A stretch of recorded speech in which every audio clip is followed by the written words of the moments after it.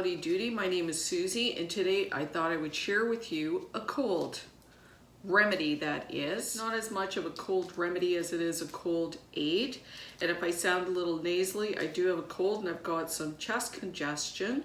So I thought I would make myself a Vapour chest rub. But before I do that, I wanted to show you how to make my non-petroleum jelly, which is made with simply 3 ingredients. And that would be some castor oil, some beeswax, and a vitamin E. So for this recipe, we're going to need some natural beeswax.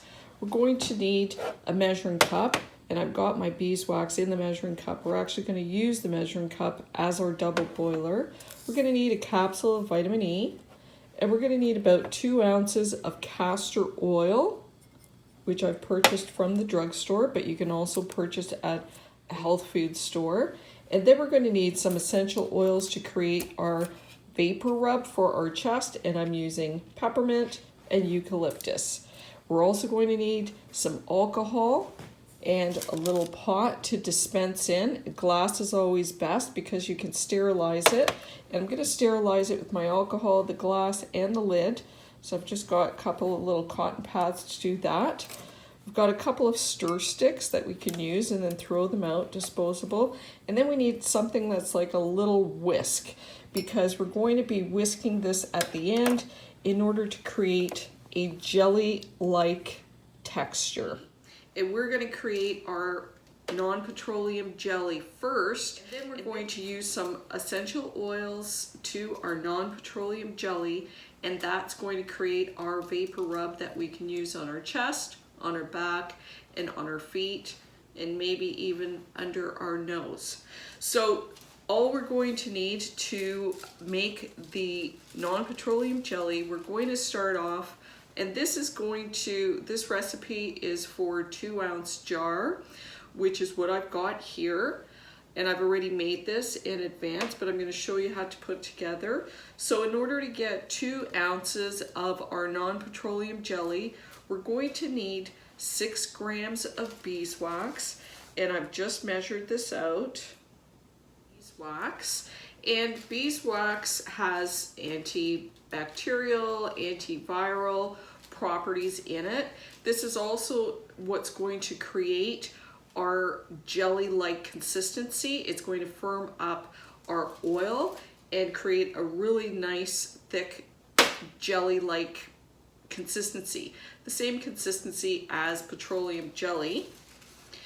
And in terms of our oil, we're going to need about 60 grams of our castor oil, and 60 grams equates to, it's going to be almost 2 ounces. It's a little bit more than 2 ounces. So I've just got some castor oil that I bought from the drugstore. So I'll put this in, and then I want 60 grams, 61 grams. And this is approximate, it's not do or die. If you end up getting a little bit more wax or a little bit more oil, it's not the end of the world. It's just going to change the consistency a little bit. So like I said, 60 grams is just a little tiny bit more than 2 ounces. And then we're going to need a double boiler in order to melt our wax into our castor oil. So I'm just using a measuring cup, and I'm going to put it in some hot water, a hot water bath in a small pot. And the first thing I'm going to do is I'm going to take my wax, I'm going to put it in the pot, and I'm going to melt it. Once the wax is melted, I'll then be able to put in my castor oil, and then we're going to whip it into a gel-like consistency. Now, castor oil has long been used in various applications, a lot of commercial applications. It's been used for in manufacturing as a lubricant.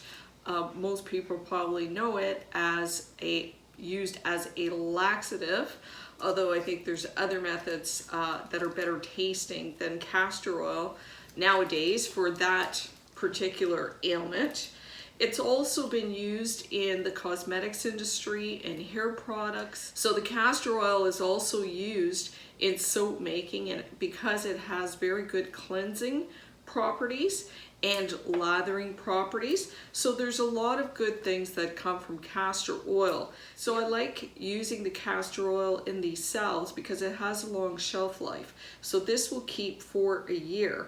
Now, as long as we're not introducing any sort of water, it will maintain that 1 year expiration date.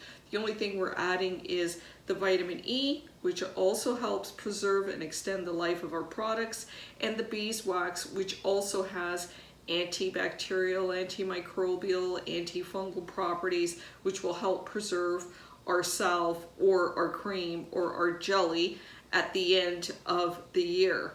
It's also colorless, so it's great to apply on the skin. You don't have to worry about it staining, and it really doesn't have much of an odor. So there's so many applications for castor oil. Of course, there's different grades of castor oil. Some that would be good for manufacturing, lubricant, for motors and machinery and that type of thing. And then there's the food grade castor oil, which you would take if you're using it as a laxative. But for our purposes, the castor oil, it lasts a long time, it's inexpensive, it's colorless, it's pretty well odorless, and I think that most people will be able to apply this on their skin without much irritation or without any irritation at all. So I think it's pretty good for your level of sensitivity. And the other thing that's great about it is it's easy to come by and affordable. So this is something that you can keep on hand. There's multiple uses for it in your home. So it works great for all kinds of things. And now we're gonna start melting our wax. So our water is boiling. And I'm just gonna turn it down a little bit. Just turn the flame to medium. And I'm just going to keep an eye on it until it melts. So it's only been a couple of minutes and you can see that the wax has melted. There's just one little stubborn piece. So here is our melted wax. And I'm going to keep my hot water handy just in case the wax starts to firm up too quickly because it is such a small amount. The temperature between the hot wax and the cooled down oil is going to cause it to solidify really quickly. So if you want, you can just, in the hot water, you can gently just warm up your oil so that there isn't as much of temperature difference. However, having said that, you don't want to drop any water into your solution, so be very careful if you do this, and make sure you wipe it off before adding.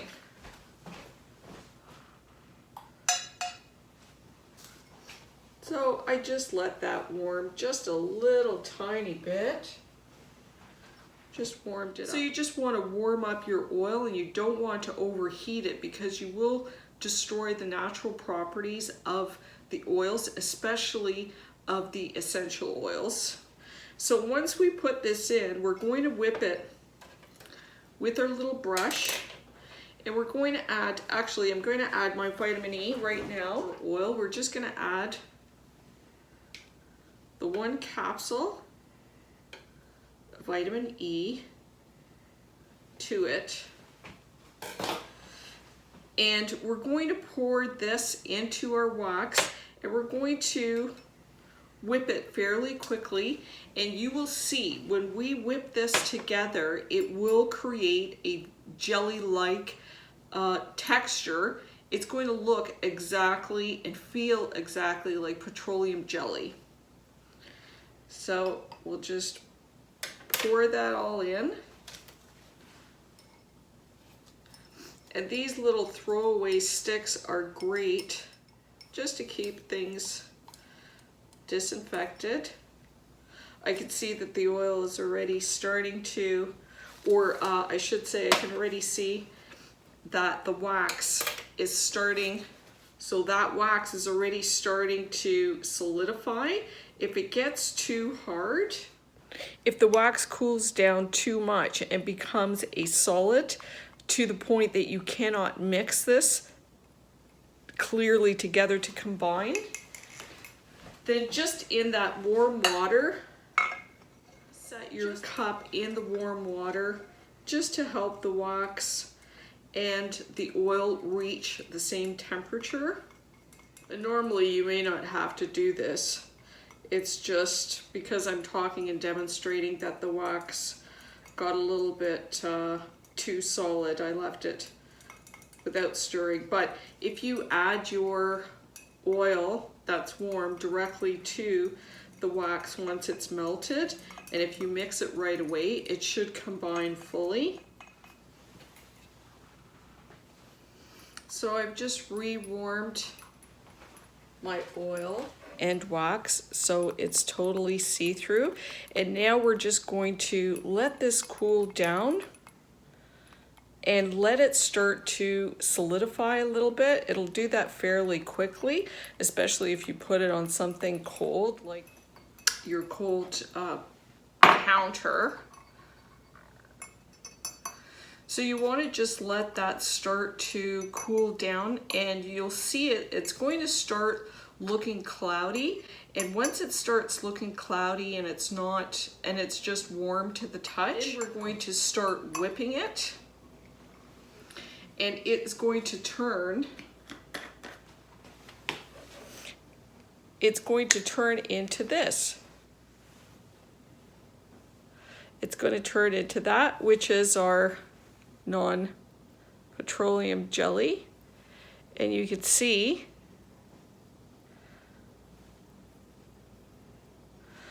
it goes on just like petroleum jelly, sticky like petroleum jelly,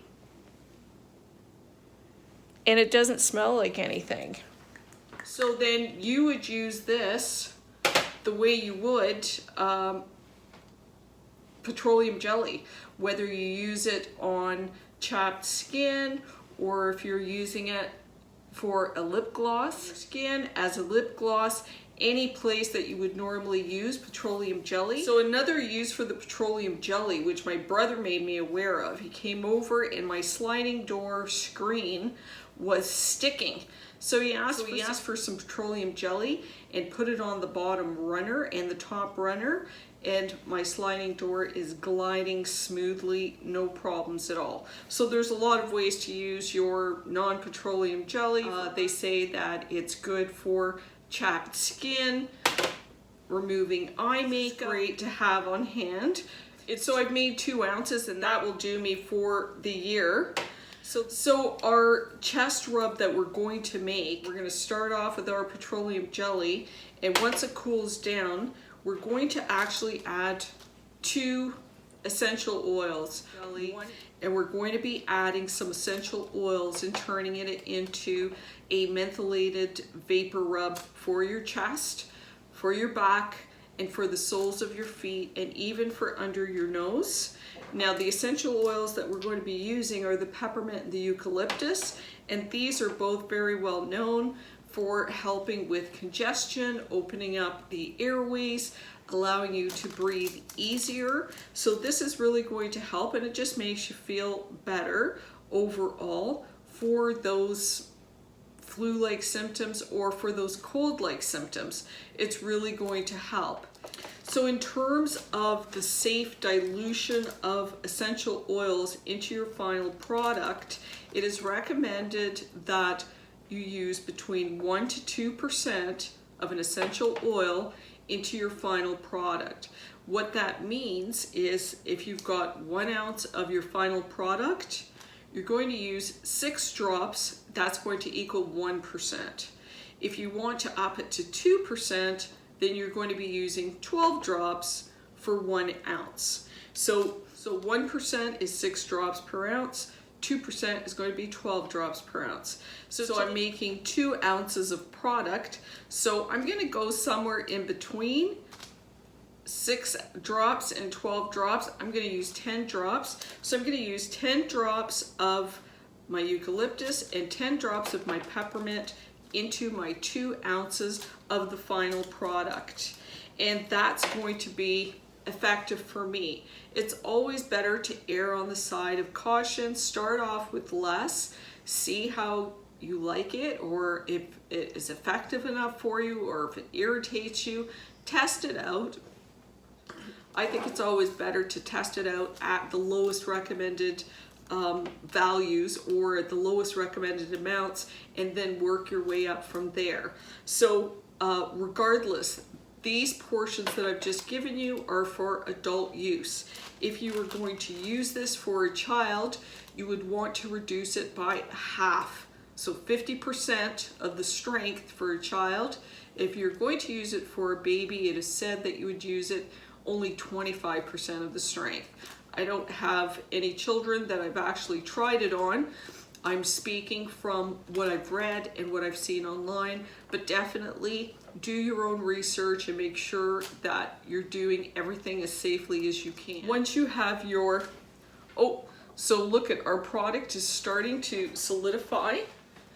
You can see it's starting to get thick and a little bit opaque. Now is what I'm going to add. 10 drops of eucalyptus.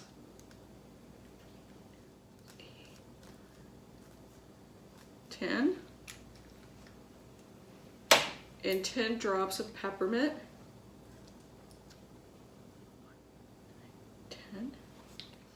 Oh. And then we're going to whip it. Mix those essential oils, and you'll see when you whip this, it starts to take on that gel-like consistency. You see? You can see as it's cooling down.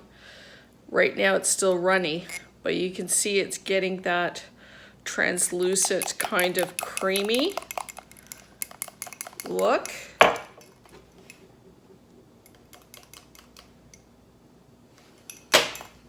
So I think that's a good consistency so that I can pour it into my container. It's pretty amazing how it really has that nice consistency.